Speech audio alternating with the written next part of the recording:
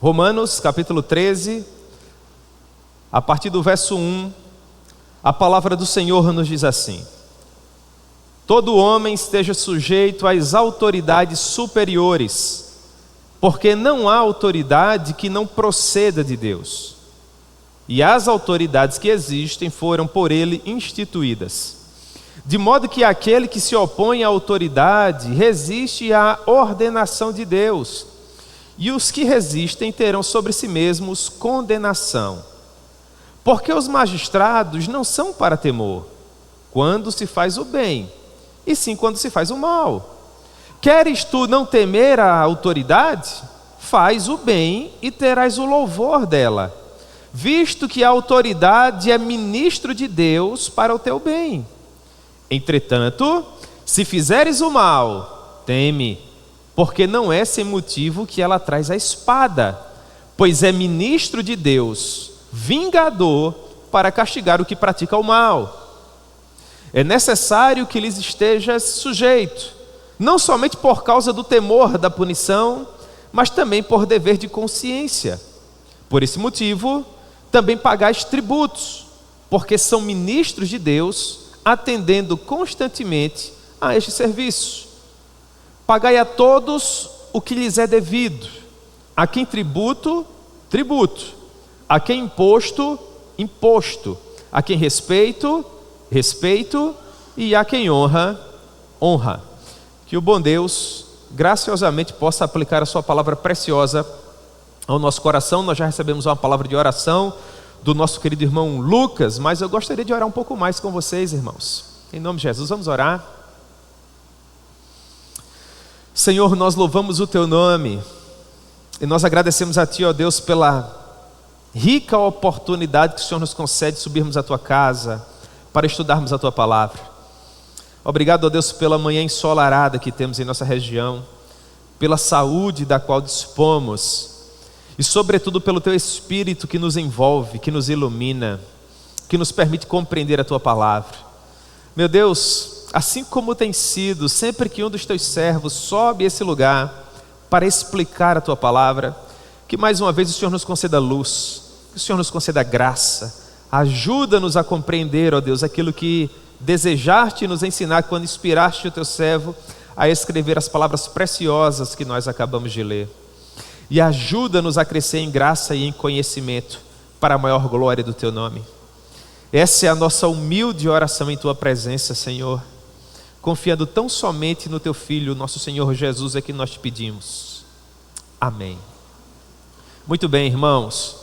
O apóstolo Paulo, no capítulo 13, ele passa a tratar acerca da maneira com que a igreja deve se relacionar com todas as autoridades, seja com as autoridades eclesiásticas, com as autoridades cíveis ou mesmo com as autoridades que nós temos em nossa família, por exemplo.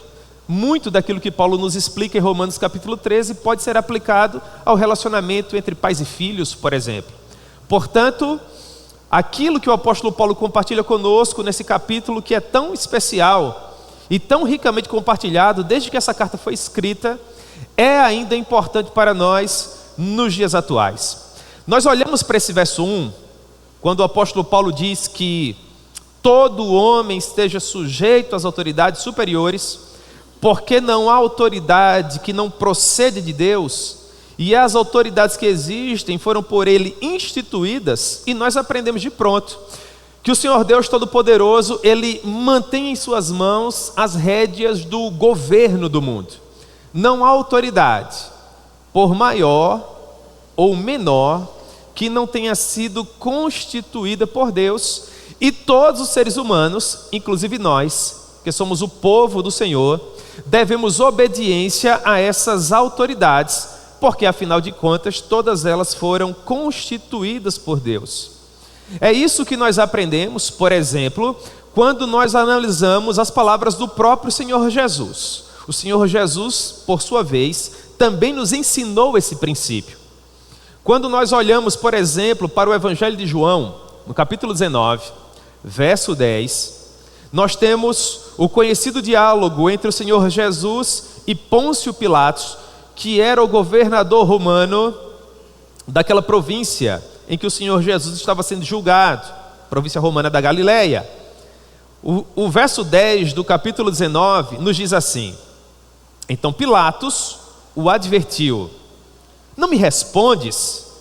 Não sabes que tenho autoridade para te soltar e autoridade para te crucificar? Respondeu Jesus: nenhuma autoridade terias sobre mim se de cima não te fosse dada. Por isso quem me entregou a ti, maior pecado tem. O Senhor Jesus, portanto, em seu diálogo com Pôncio Pilatos, está nos explicando, nos ensinando que Pilatos não teria autoridade para exercer aquela função se ele não tivesse recebido aquela autoridade, não necessariamente do imperador romano.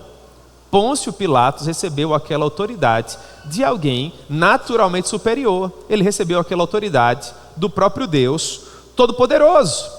Deste princípio que nos é ensinado a princípio por Jesus e que é reiterado pelo apóstolo Paulo em Romanos capítulo 13, decorre o dever cívico que todos nós temos enquanto cidadãos, mas sobretudo enquanto cristãos, de nos submetermos às autoridades constituídas. E isso por dois motivos. Em primeiro lugar, porque não há autoridade que não proceda de Deus, e as autoridades que existem foram por Ele instituídas. Esse é o primeiro motivo pelo qual nós devemos obedecer. Esse é o primeiro motivo pelo qual nós devemos ter em mente quais são as regras que nós precisamos seguir e nos pautar de acordo com essas regras. Porque não há autoridade que não proceda de Deus. É Ele quem constitui todas as autoridades. Todas as autoridades, portanto, que existem, foram implementadas por Ele. O R6 Sproul nos diz algo muito interessante a respeito da constituição desses homens, dessas mulheres, que têm o dever de reger as nossas vidas. Ele diz o seguinte: o magistrado civil, a autoridade humana, não surgiu de maquinações humanas, muito pelo contrário. O governo civil é uma instituição estabelecida por Deus. O governo pode muito bem ser chamado de ministério da graça comum, enquanto que a igreja, por sua vez, pode ser considerada como o ministério da graça especial. É como que se o R6 Sproul, em outras palavras, estivesse dizendo que o governo comum, toda a autoridade que nós temos, desde a autoridade dos nossos pais em casa, até a autoridade daqueles que escrevem as leis que nós obedecemos, todos esses homens e mulheres que foram levantados por Deus, funcionam para nós como a manifestação da graça comum.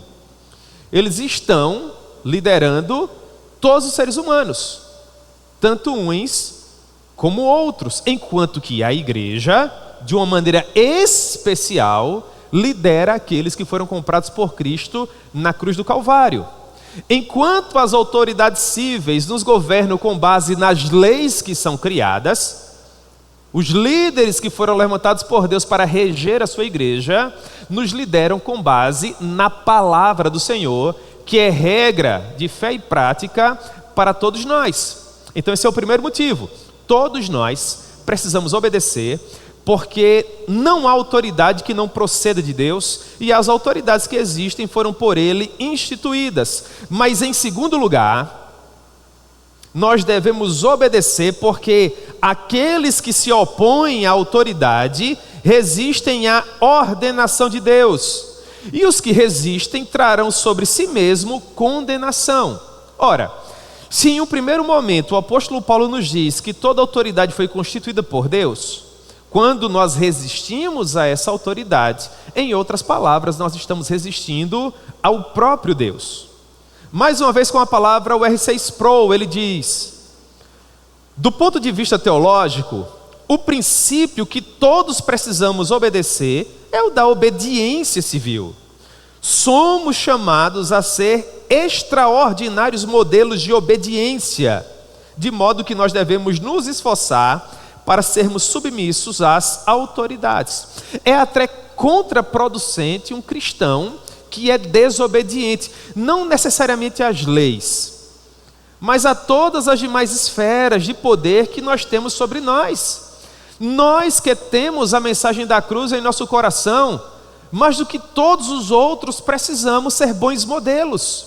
Bons modelos de cidadania, bons modelos de pais, bons modelos de filhos, bons modelos de patrões e bons modelos de funcionários. Porque as pessoas olham para nós para aferir como anda o nosso comportamento. Afinal de contas, nós somos o povo do livro. Nós somos o povo do Espírito Santo. Nós somos a família de Deus. De modo que nós precisamos servir como exemplos. Portanto, as autoridades são constituídas por Deus, não para fazerem a sua própria vontade. As autoridades são constituídas por Deus não para fazer aquilo que lhes beneficiem propriamente. Muito pelo contrário.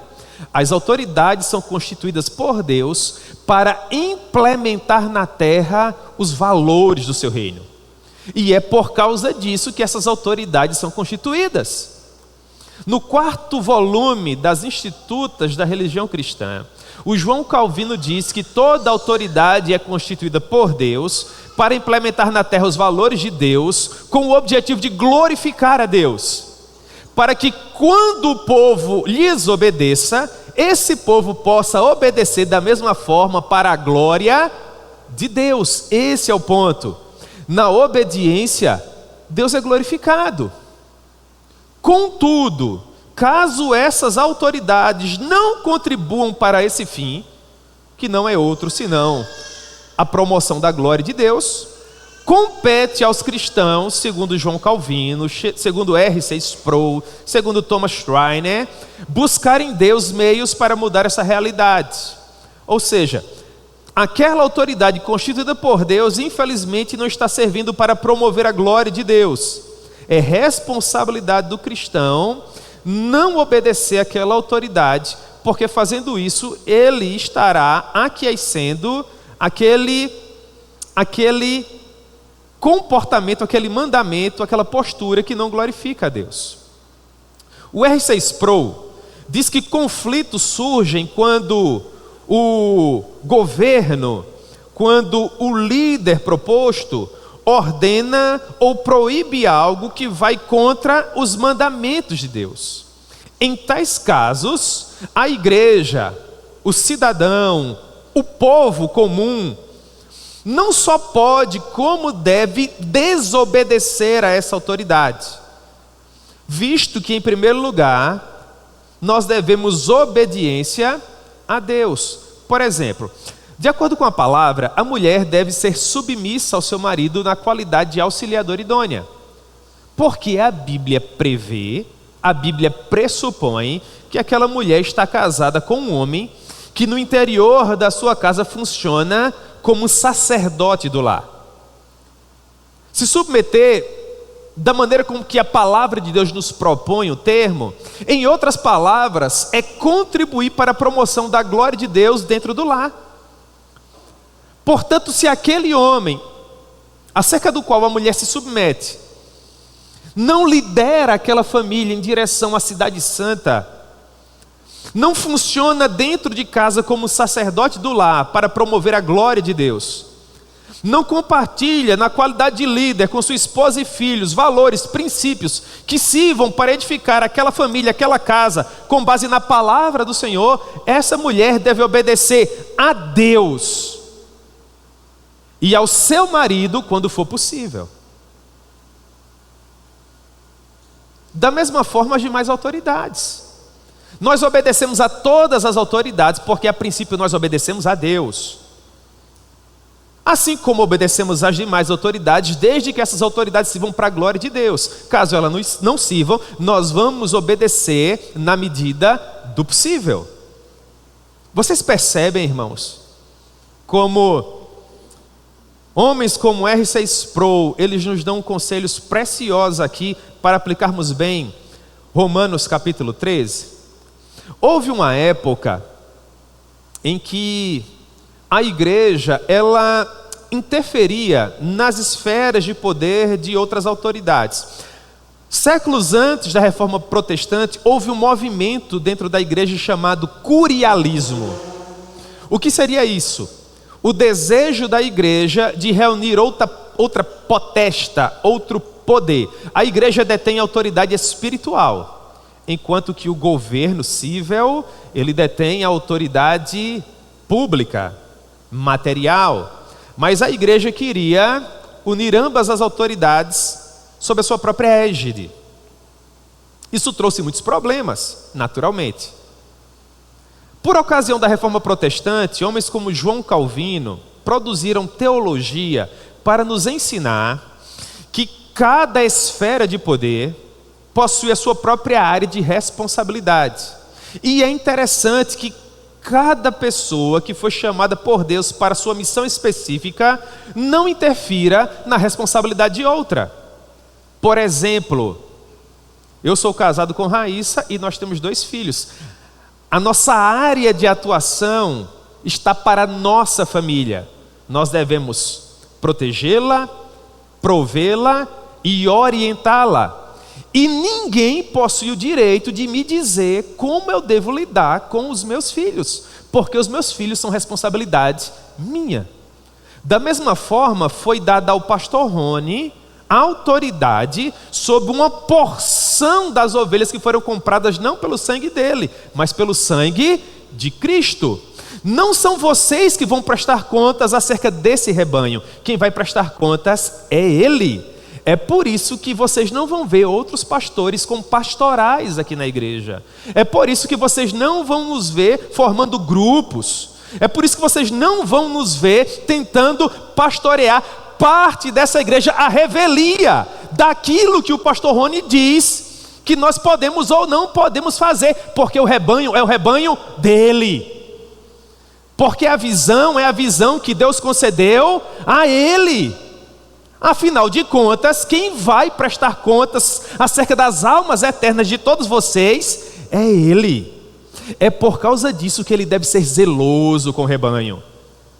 É por causa disso, irmãos, que aqui não tem essa de na segunda-feira é culto na casa de fulano de tal. Não, o culto é aqui na terça-noite.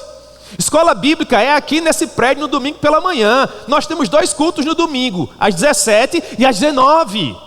É por causa disso que os líderes dos departamentos lideram com a visão dele.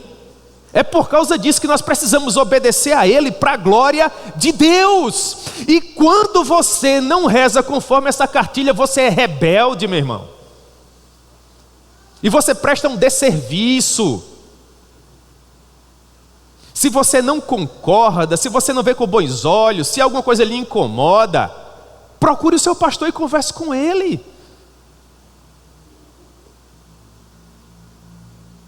Corredor de igreja não é gabinete. Calçada não é lugar para homem de Deus. Deus vê. Deus não viu apenas Agar sofrendo com um filho prestes a perder a vida, não. Deus nos vê a todos nós. Todos nós somos autoridades constituídas por Deus para implementar na terra os valores do seu reino.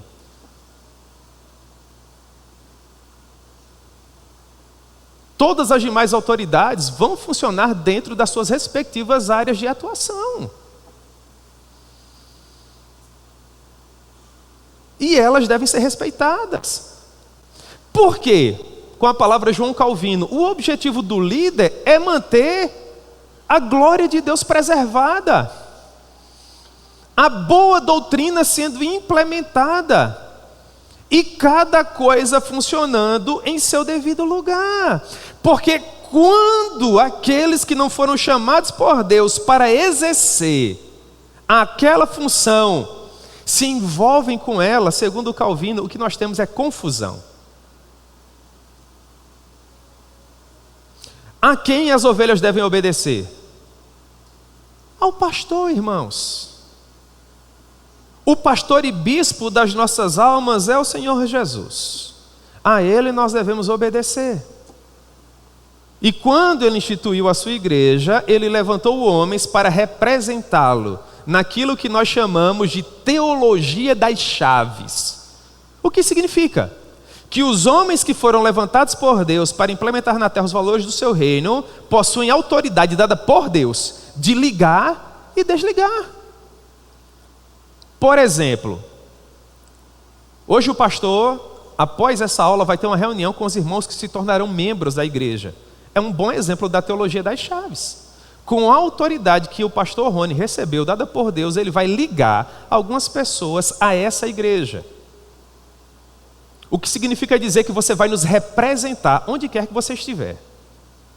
Você fará parte deste corpo, que por sua vez faz parte do corpo místico de Cristo, que é a igreja. Mas imagine que você, e esse é um exemplo meramente pedagógico, eu espero que isso não aconteça em hipótese alguma, se comporte de tal maneira no futuro que lhe impeça de permanecer no rol de membros dessa igreja. Então a teologia das chaves vai funcionar mais uma vez. Você agora, ao invés de ser ligado, vai ser desligado. E a obra do Senhor vai continuar. Eu dei um exemplo da nossa igreja local, mas isso é o que acontece em todas as igrejas ao redor de todo o mundo. Palavras do Todo-Poderoso: aquilo que for ligado na terra será ligado no céu, assim como aquilo que for desligado na terra, por sua vez será desligado no céu. Tenha cuidado, não significa dizer que é a palavra do líder da igreja que salva. Significa dizer que no que diz respeito a esse grupo de irmãos, ou você faz parte ou não faz parte. No momento em que você faz parte, o pastor tem autoridade sobre você e pode liderar você com a autoridade que Deus o deu. No momento em que ele lhe desliga, espiritualmente falando, ele não tem mais que prestar contas a Deus acerca da sua alma eterna. Caso você faça parte de outra igreja genuinamente evangélica, então outro ministro é que vai responder por você. Compete a cada pastor responder por seu próprio rebanho. Por causa disso, é que nós precisamos dar ouvidos à palavra de Deus, porque obedecer é coisa séria. Perceba o que o apóstolo Paulo nos diz no verso 3. Os magistrados não são para temor, quando se faz o bem, e sim quando se faz o mal. Queres tu não temer a autoridade? Faça o bem e terás o louvor dela, visto que a autoridade é ministro de Deus para o teu bem. Entretanto, se fizeres o mal, teme, porque não é sem motivo que ela traz a espada, pois é ministro de Deus, vingador, para praticar o que pratica, para castigar, o que pratica o mal. Primeiro ponto: as autoridades constituídas por Deus não são para serem temidas, mas para serem obedecidas. Verso 3, a porção inicial: os magistrados, as autoridades não são para temor, visto que a autoridade é ministro de Deus para o teu bem. Neste ponto é importante que se evidencie o ensino da sã doutrina, que tem como base a palavra de Deus. As pessoas só podem obedecer aquilo que elas conhecem.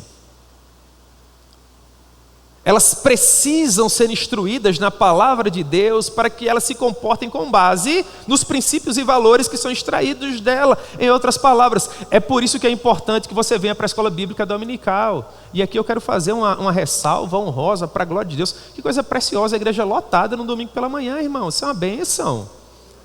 Por que os irmãos estão aqui? Porque os irmãos depositam confiança naquilo que nós estamos fazendo. Porque os irmãos querem acertar, e nós só reunimos condições mínimas necessárias para acertarmos quando nós conhecemos. E quando nós conhecemos, as coisas são completamente diferentes. Porque nós sabemos o que fazer. E quando a gente faz o que é correto, irmãos, nós ficamos com o nosso coração aliviado.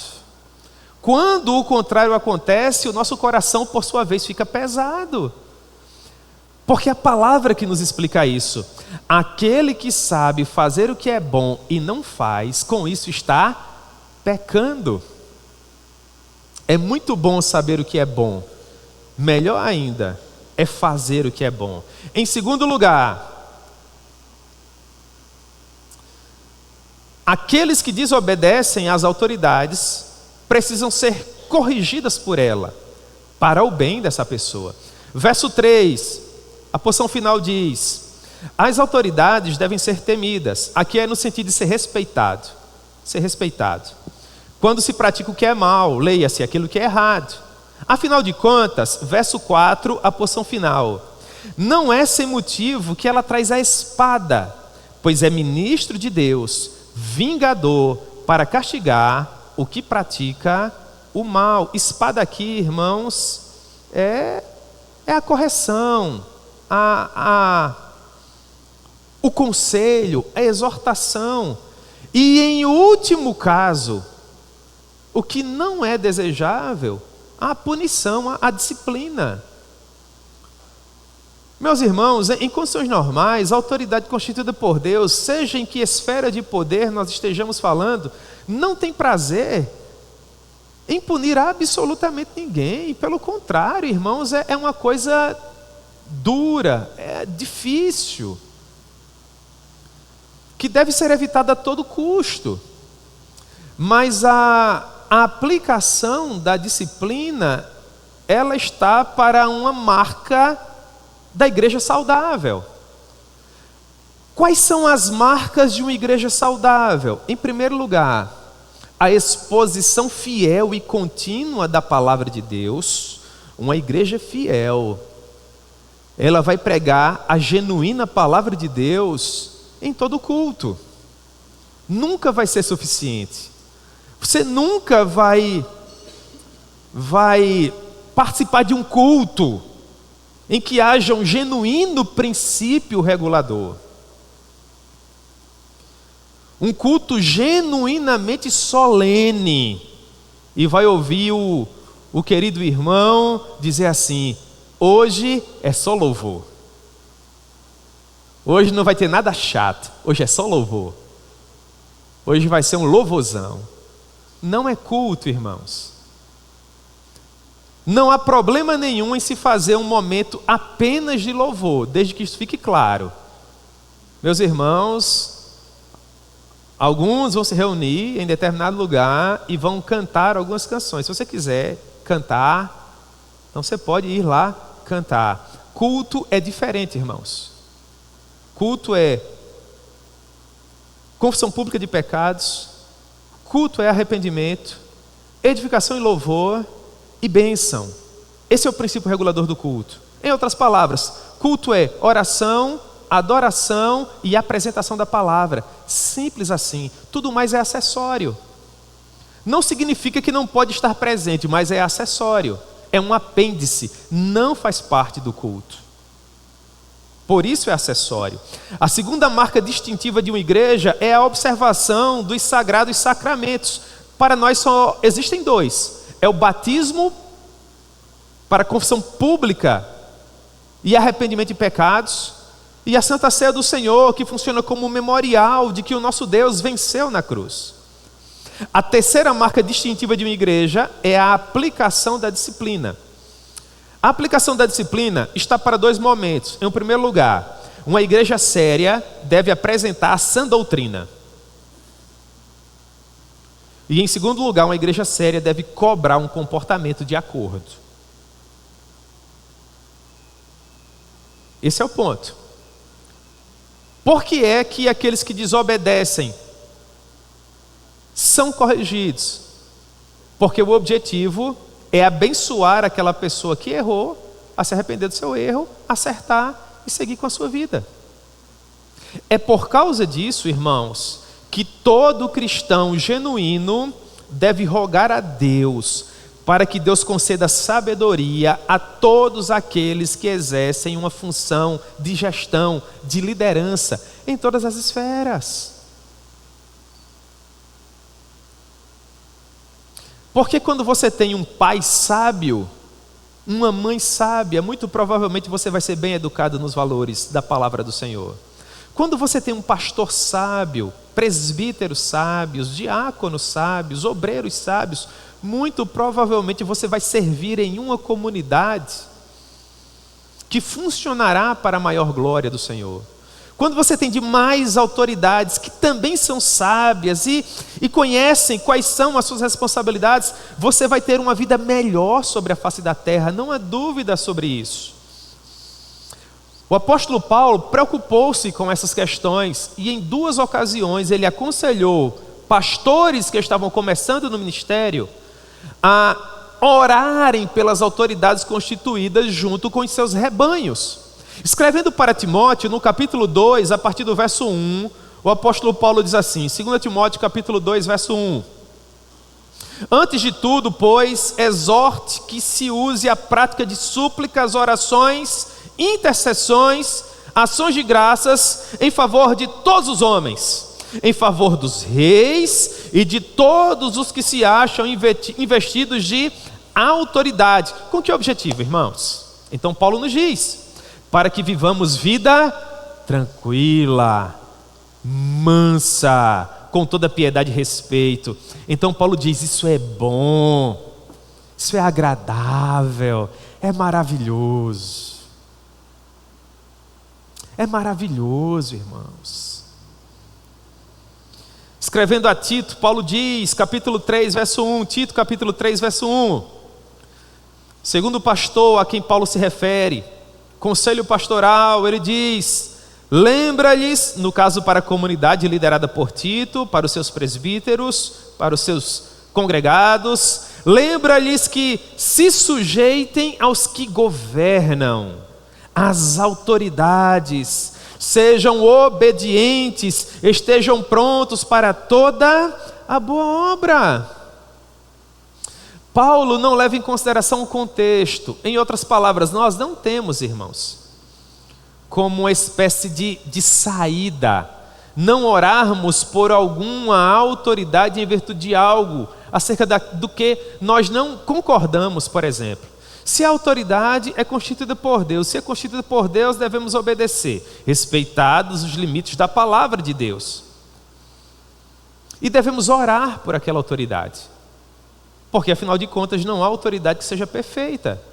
E aquele que resiste ou se opõe à autoridade, resiste a Deus.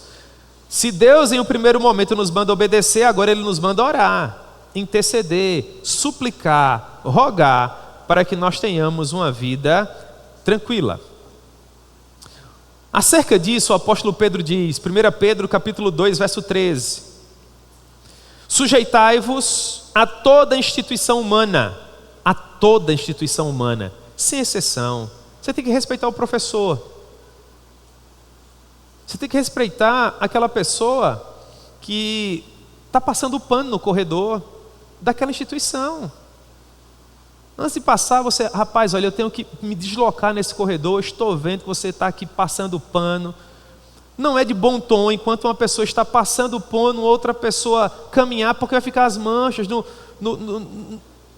piso. Você me permite passar? Por favor, ou pode passar, não tem problema nenhum. O senhor passa e eu continuo. Irmão, isso é bonito. Não é aquela pessoa está ali saindo, você precisa entrar, bom dia, com licença, segura a porta, segura o elevador, é uma coisa preciosa. Para a glória de Deus, Pedro diz, sujeitai-vos a toda instituição humana, por causa do Senhor, seja o rei como soberano, seja as outras autoridades, porque todas elas foram enviadas por Ele, leia-se, por Deus. Atente que Pedro está colocando todas as autoridades, sejam aquelas que na sua maneira de ver fazem um bom trabalho, sejam aquelas acerca das quais você possui reserva. Você deve obedecer de acordo com os limites da palavra de Deus. Portanto, continuando, Paulo agora nos oferece alguns exemplos rápidos acerca de como, na qualidade de homens e mulheres de Deus que somos, nós precisamos estar sensíveis àquilo que as autoridades estão fazendo para obedecer, quando servir para a glória de Deus, e para termos sabedoria, quando aquela autoridade não estiver funcionando para a glória de Deus. Em outras palavras, resistir na medida do possível.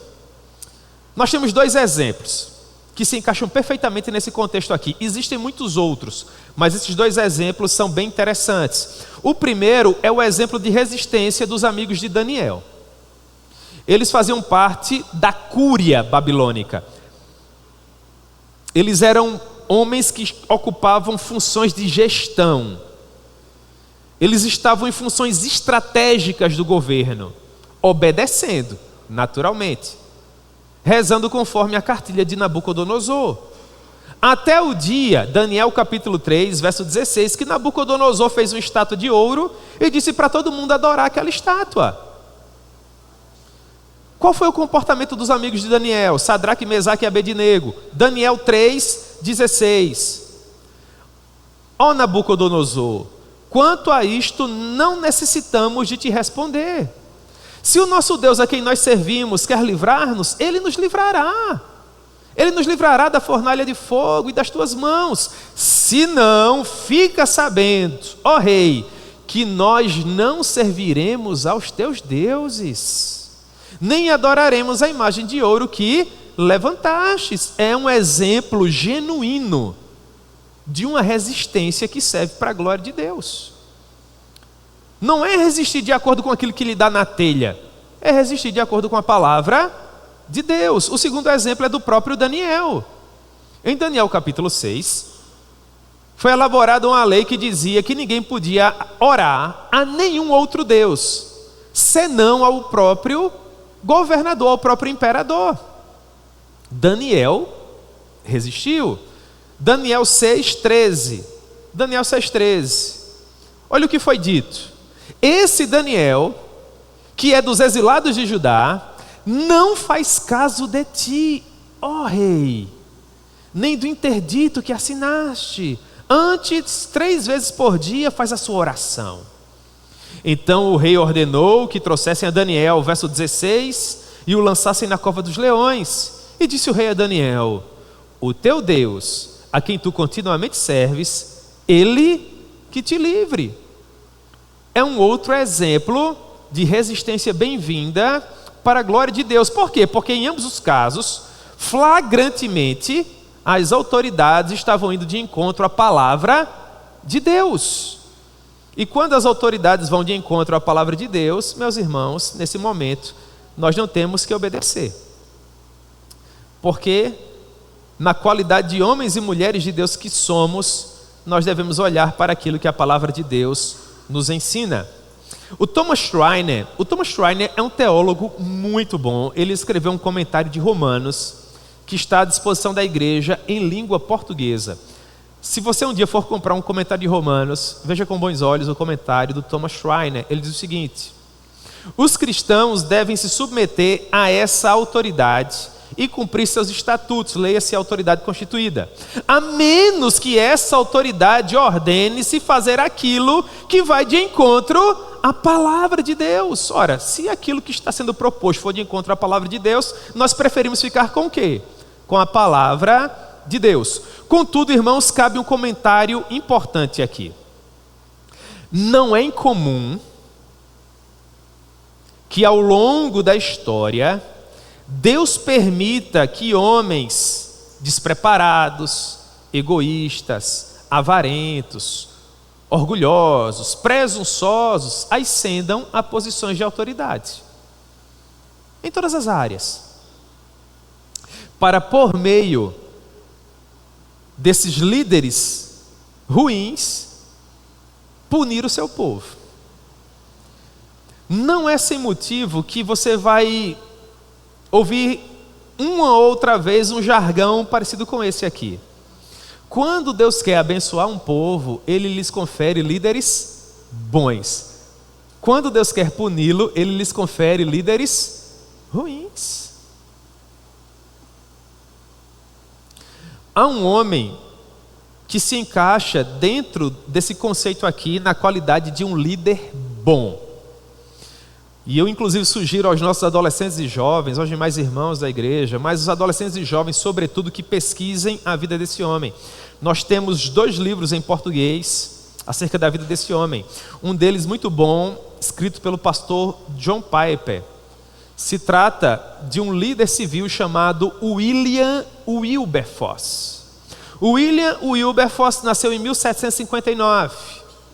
E ele se tornou cristão, ele foi alcançado pelo Senhor Jesus ouvindo a pregação de John Newton. O John Newton foi um grande homem de Deus que por muitos anos foi o capitão de um navio negreiro. Até que finalmente ele ouviu o evangelho e se converteu.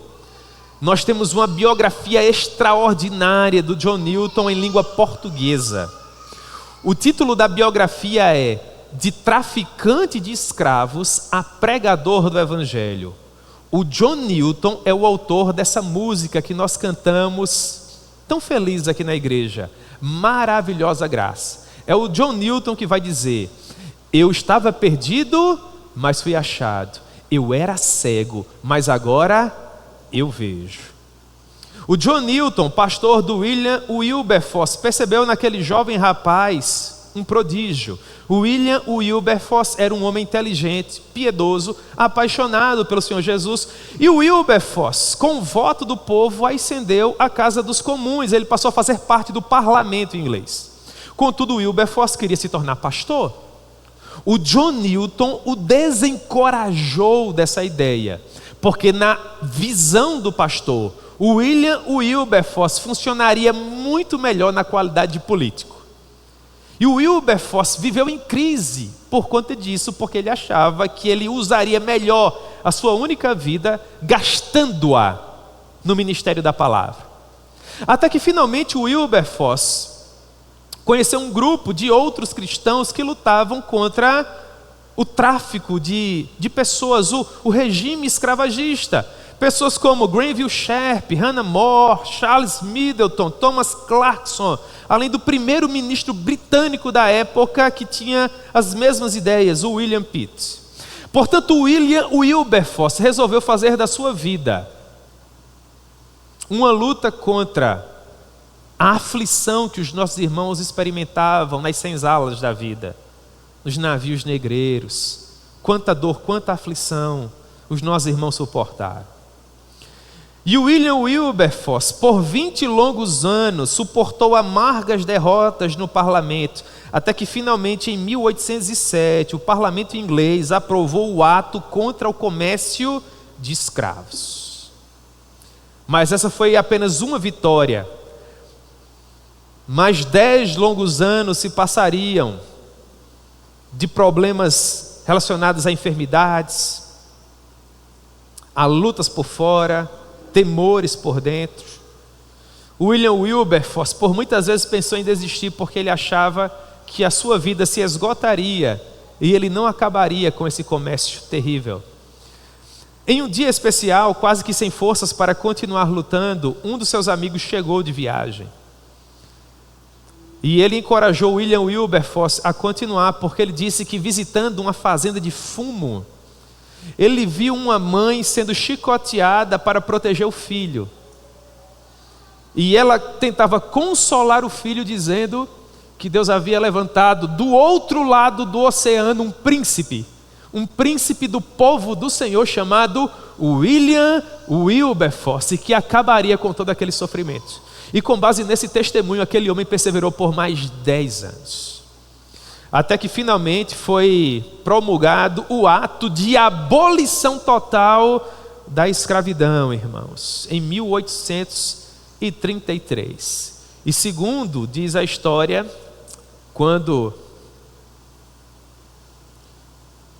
essa lei foi aprovada, um dos maiores opositores de William, quando essa lei era votada, foi um daqueles que se levantou e o aplaudiu de pé. E quando ele foi indagado a respeito do motivo pelo qual ele fazia aquilo, visto que ele era de estirpe real, ele era um nobre, e aquele homem era um participante da Casa dos Comuns. Aquele homem disse: a minha nobreza me obriga a aplaudir o comportamento nobre deste grande homem. O que nós aprendemos com isso, irmãos? Que não importa o lugar onde Deus nos colocou para servi-lo, se nós fizermos bem, nós estaremos funcionando para a glória de Deus, e as pessoas nos seguirão e nos obedecerão, mas caso contrário, nós não serviremos como bons exemplos. Como Paulo termina? Muito bem, Paulo diz, verso 5: é necessário, portanto, que todos nós venhamos a nos submeter às autoridades, não somente por causa do temor da punição, mas também por causa do dever da consciência.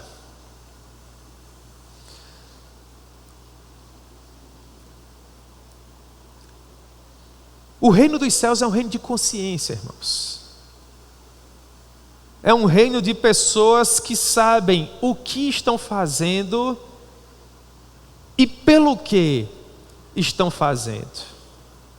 E muitas vezes, quando nós obedecemos, nós somos tidos por pessoas bobas, pessoas tolas, pessoas ignorantes, pessoas insensatas.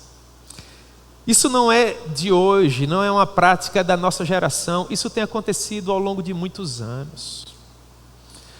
O apóstolo Pedro, escrevendo a sua primeira carta, ele diz assim, 1 Pedro capítulo 2, verso 15, 1 Pedro 2,15, porque assim é a vontade de Deus, que pela prática do bem, façais emudecer a ignorância dos insensatos, como livres que sois, não usando todavia a liberdade por pretexto de malícia, mas vivendo como servos de Deus. Você não tem que andar por aí se defendendo acerca do seu comportamento cristão, você só tem que viver para a glória de Deus. Deixa os resultados nas mãos do Senhor.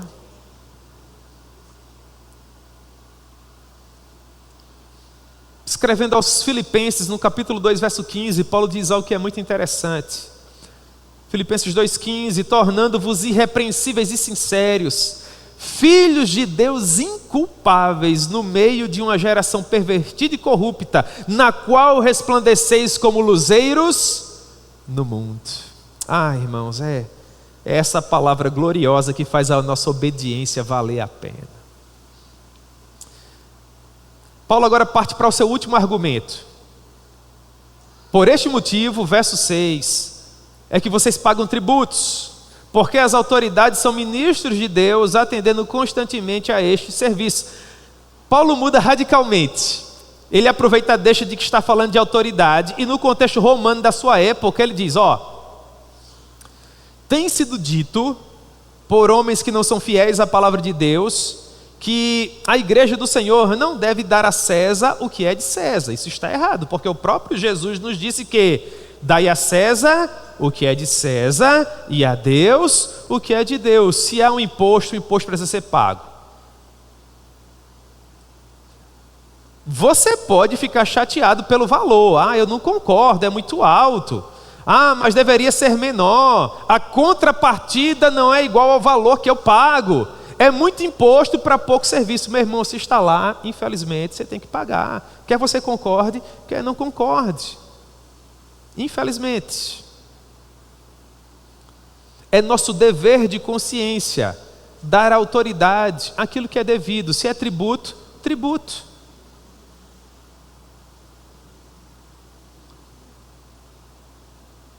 Se é imposto, imposto. Se é respeito, respeito. Sem negociar, irmãos. Sem mitigar a autoridade da pessoa. Sem procurar saídas para desestabilizar aquilo que Deus tem colocado na mão dela.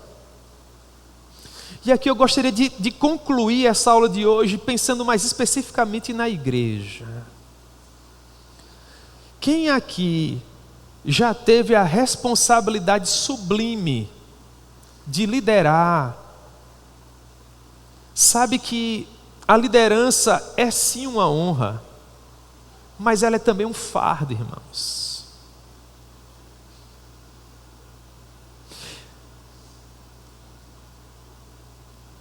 E aquele a quem nós vamos prestar contas a respeito do que nós estamos fazendo é santo.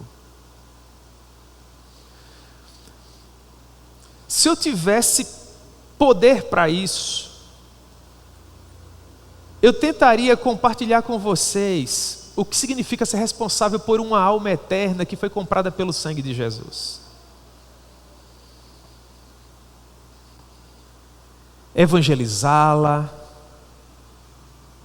discipulá-la, nutri-la, protegê-la, encorajá-la, não permitir que ela se desvie pelos muitos atalhos, afastar todos os animais selvagens e peçonhentos,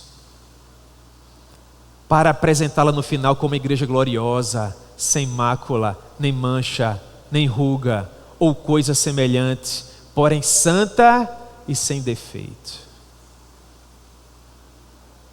Na minha maneira de ver, é a mais auspiciosa responsabilidade que alguém pode receber na vida. Se você puder ajudar, ajude. Ore, encoraje, em nome de Jesus. A quem honra, honra. Meus irmãos, não importa se Pedro for ordenado amanhã, na terça-feira eu vou chegar aqui e vou dizer: a paz do Senhor, pastor Pedro.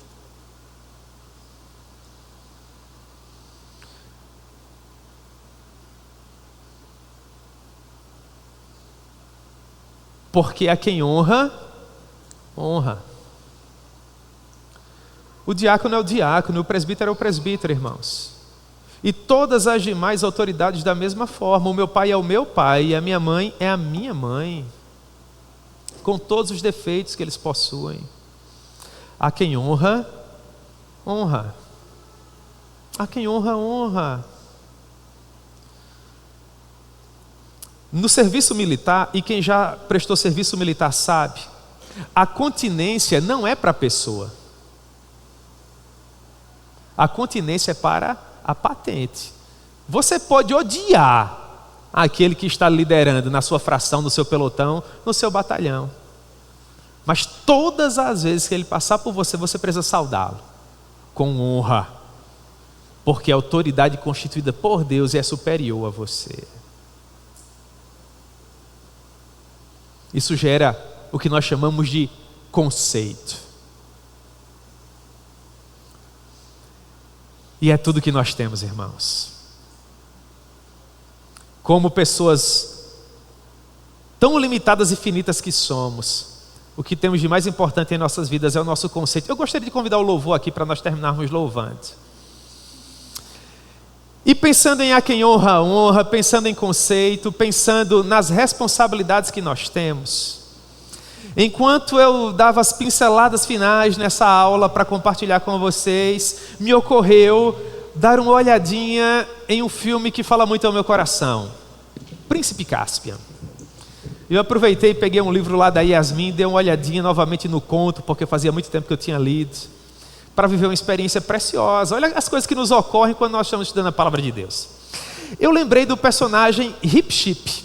O Hip Chip fala demais ao meu coração. Eu gosto daquele ratinho, irmãos. É um ratinho auspicioso.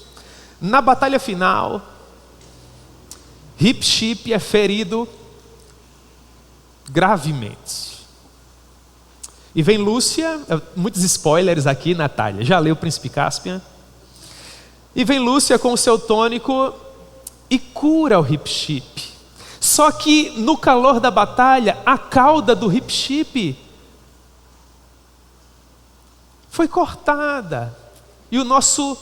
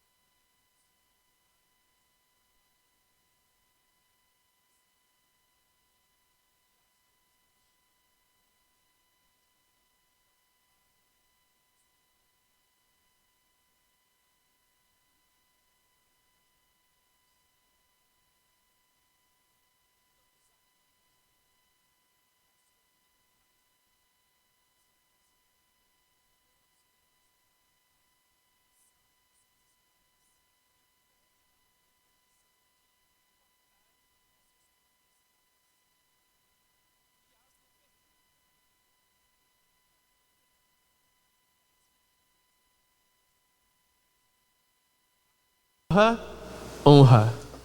Eles disseram, porque nós sentimos à vontade, ostentando uma honra que foi retirada do nosso líder. E enquanto eles diziam aquilo, Aslan olha para Ripship e diz: Ripship, como os seus amigos lhe amam. Agora eu estou inclinado a lhe fazer o que você me pede. Não por sua própria nobreza, mas porque que quando eu estava amarrado na mesa de pedra, foram os seus familiares que roeram aquelas cordas para me libertar. Você não lembra mais disso. As gerações esqueceram isso, mas eu me lembro.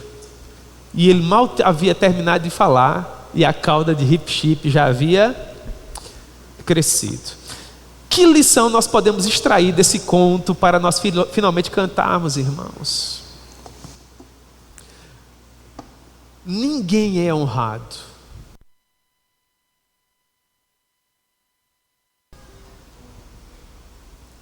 você não se torna mais nobre retirando parte da nobreza de alguém.